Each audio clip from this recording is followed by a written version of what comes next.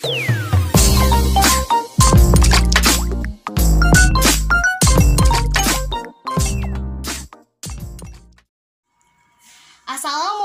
warahmatullahi wabarakatuh. Selamat pagi.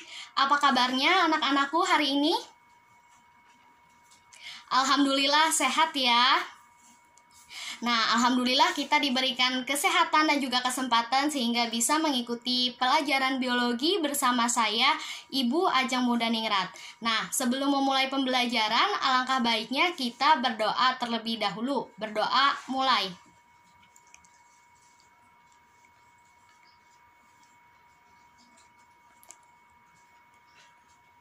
Amin. Selanjutnya, Ibu akan mengecek kehadiran kalian. Nah, di sini apakah hadir semua? Apakah ada yang tidak masuk? Ataukah kalian ada yang dititipkan pesan oleh teman kalian yang berhalangan hadir karena sakit ataupun hal lain? Tidak ada ya? Alhamdulillah semuanya sehat. Nah, di sini selanjutnya Ibu akan membacakan tujuan pembelajaran kita pada hari ini.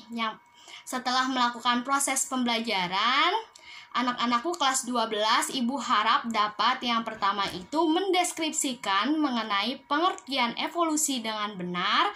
Yang kedua itu menganalisis teori evolusi serta seleksi alam dengan benar. Yang ketiga itu mengidentifikasi petunjuk adanya evolusi dengan benar. Yang keempat, mengidentifikasi faktor pendorong terjadinya evolusi dengan benar.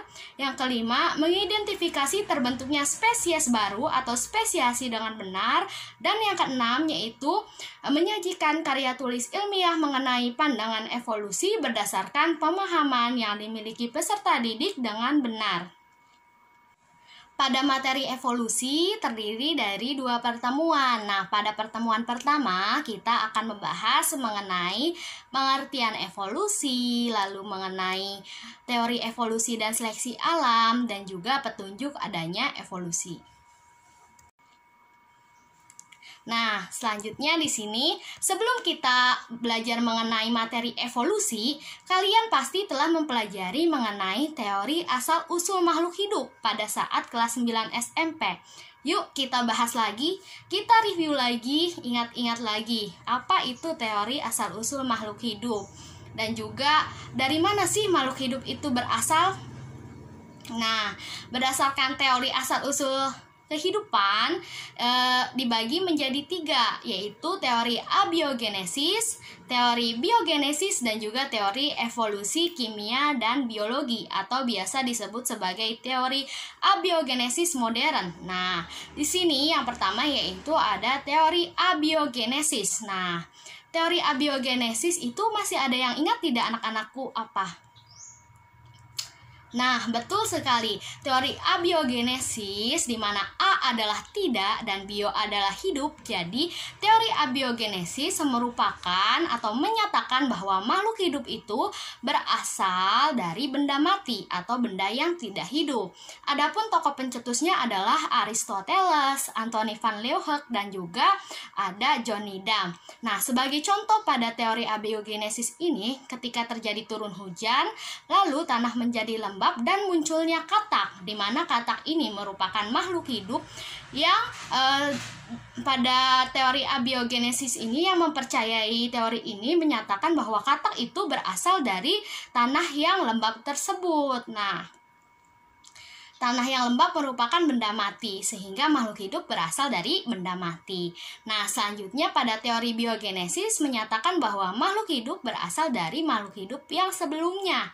Nah, tokoh pencetusnya yaitu ada Francisco Redi, ada Lazarus Spallanzani, dan juga Louis Pasteur. Di sini Ibu hanya akan mengingatkan kalian mengenai percobaan Francisco Redi, di mana Francisco Redi ini memasukkan daging kepada toples yang tertutup rapat.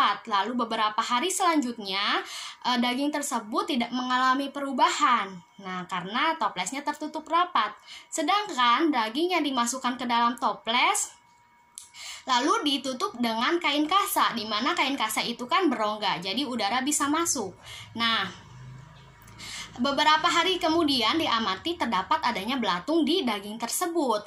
Reddy menduga bahwa belatung tersebut itu berasal dari nyamuk yang hinggap di kain kasa. Nah, belatung itu makhluk hidup, berasal dari makhluk hidup sebelumnya, yaitu nyamuk, menurut Francisco Reddy. Sedangkan pada percobaan dari Lazarus Palazzani, yaitu dengan air kaldu yang ditaruh dalam labu, dan juga Louis Pasteur, yaitu mengenai air kaldu yang ditaruh dalam tabung angsa. Selanjutnya yaitu teori evolusi biologi dan juga kimia atau abiogenesis modern. Nah, di sini menyatakan bahwa makhluk hidup itu tersusun dari beberapa struktur kimia. Di antaranya ada metana, ada amoniak, dan juga uap air dan H2, di mana pencetusnya ada Stanley Miller dan juga Harold Urey. Nah, di sini pada pembelajaran evolusi, Ibu harap kalian bisa fokus dan juga cermat dan juga mencatat apa yang Ibu paparkan sehingga kalian memudahkan dalam belajar, dan Ibu harap kalian terus bersemangat walaupun kita belajar secara daring di sendiri-sendiri di rumah dalam masa pandemi, tidak mengurangi semangat kalian. Nah, di samping Ibu ada gambar nih. Kira-kira nih menurut kalian gambar apa sih? Atau peristiwa apa sih yang terjadi pada gambar tersebut? Masih bingung ya? Nah, untuk lebih jelasnya, yuk kita tonton dulu video berikut ini.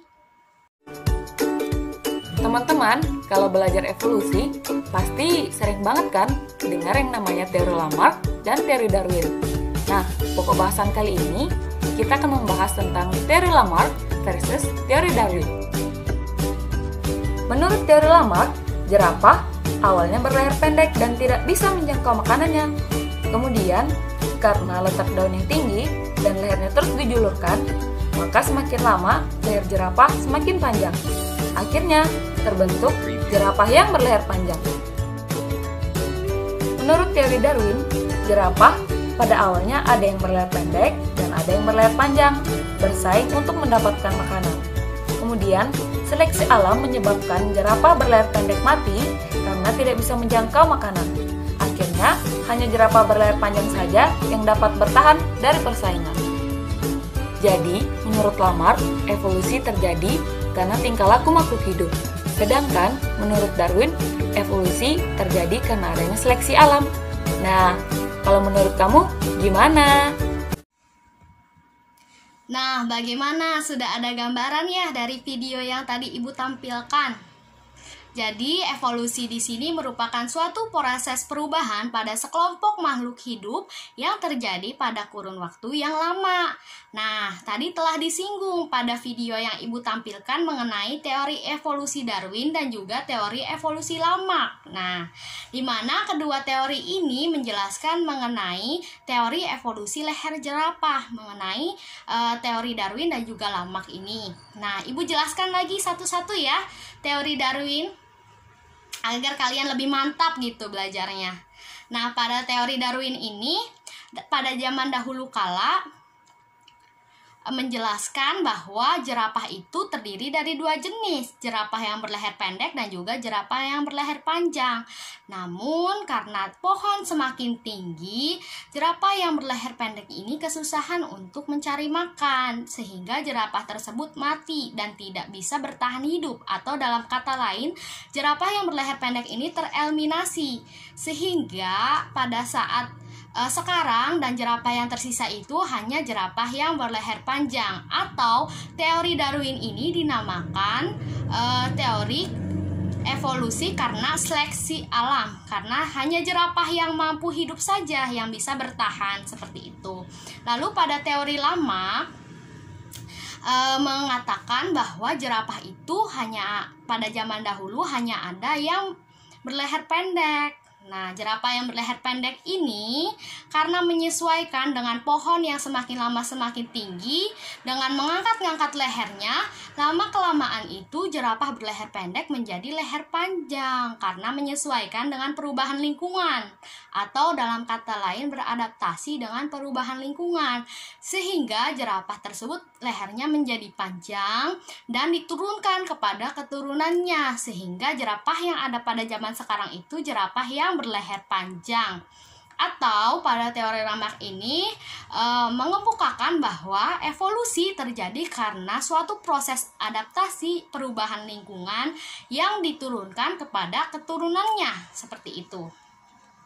Namun, ada suatu tokoh yang menyanggah dari teori Lamarck ini yang bernama Weismann, di mana Weismann ini melakukan percobaan kepada tikus yang bertujuan untuk membuktikan apakah benar suatu makhluk hidup yang berubah karena lingkungan ini dapat diturunkan kepada keturunannya. Nah, sangat menarik kan pelajaran evolusi? Lanjut tidak nih Ibu menjelaskan teori Weismann? Lanjut ya. Perhatikan, pada teori Weismann ini melakukan percobaan dengan bukan jerapah tetapi menggunakan tikus, di mana tikus jantan dan tikus betina ini dipotong ekornya lalu disilangkan atau dikawinkan, yang berharap nanti keturunannya itu akan memiliki ekor pendek seperti kedua induknya. Hal ini sesuai dengan teori Lamarck. Namun pada kenyataannya setelah Weismann melakukan percobaan berkali-kali, tikus hasil keturunan dari hasil persilangan tersebut ekornya panjang, tidak memiliki ekor pendek, sehingga Weismann ini telah mematahkan dari teori Lamarck. Lalu kesimpulannya apa Bu dari teori Weismann? Jadi kesimpulannya, perubahan morfologi karena lingkungan ini tidak diturunkan ke keturunannya, seperti itu. Bagaimana, sudah mengerti belum mengenai teori evolusi dan juga perbedaan-perbedaannya dari setiap tokoh?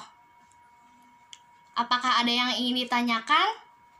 Jika sudah mengerti, Ibu anggap kalian bisa membedakan di antara ketiga teori tersebut ya. Kalau sudah mengerti, ayo kita lanjut ke petunjuk evolusi. Nah, pada petunjuk evolusi ini Ibu hanya menjelaskan sebagian saja.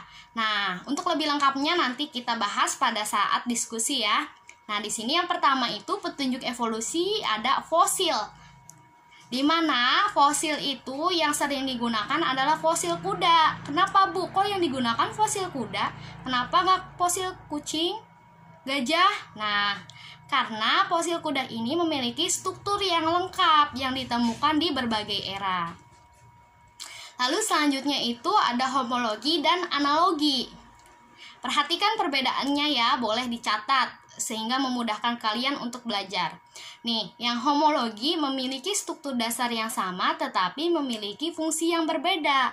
Apa Bu contohnya? Nah, contohnya memiliki struktur dasar yang sama adalah tungkai depan kucing dan juga tungkai depan manusia memiliki sama-sama struktur dasar yang sama, namun fungsinya beda. Nah, bedanya apa Bu? Nah, bedanya itu kalau kucing berfungsi untuk berjalan, tungkai depannya, sedangkan manusia itu berubah menjadi tangan. Tangan manusia dan kaki kucing itu memiliki fungsi yang beda ya, jelas. Nah, seperti itu. Lalu, analogi ini kebalikannya. Kalau struktur dasarnya itu berbeda tetapi memiliki fungsi yang sama. Coba kalian bayangkan nih. Sayap kupu-kupu, sayap burung, dan juga sayap kelelawar. Struktur dasarnya beda ya. Sayapnya bentuknya beda kan? Tetapi memiliki fungsi yang sama, yaitu sama-sama untuk terbang. Nah, selanjutnya di sini ada yang ketiga, itu petunjuk evolusi adalah embriologi perbandingan, di mana di sini kalian akan berhitung tapi sedikit. Tetap semangat ya. Di sini adanya hukum Hardy-Weinberg, di mana hukum ini dicetuskan oleh dua ilmuwan. Yang pertama itu ahli matematika, yang keduanya itu adalah dokter, di mana menjelaskan mengenai hubungan keseimbangan populasi yang di dalamnya terdapat gen dan juga alel. Lalu hukum Hardy-Weinberg ini menyatakan bahwa jumlah makhluk hidup di dalam suatu populasi itu jumlahnya akan tetap, namun ada syaratnya, di mana tidak adanya mutasi, tidak adanya migrasi, jumlah populasi yang besar, dan juga terjadi perkawinan secara acak. Nah, di sini ada rumus matematikanya nih yang tadi Ibu singgung untuk berhitung. Yang rumus dasarnya adalah P plus Q sama dengan 1. Lalu masing-masingnya dikuadratkan. Nah, kalian pasti bisa nih perhitungan seperti ini. Yang menghasilkan P kuadrat plus 2PQ plus Q kuadrat sama dengan 1. Bu, apa sih P kuadrat, Q kuadrat? Nah, P kuadrat merupakan homozigot dominan, 2PQ merupakan heterozigot, dan Q kuadrat merupakan homozigot resesif.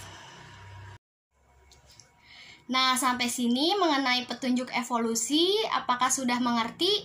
Mangga, silahkan jika ada yang ingin ditanyakan. Alhamdulillah jika sudah mengerti.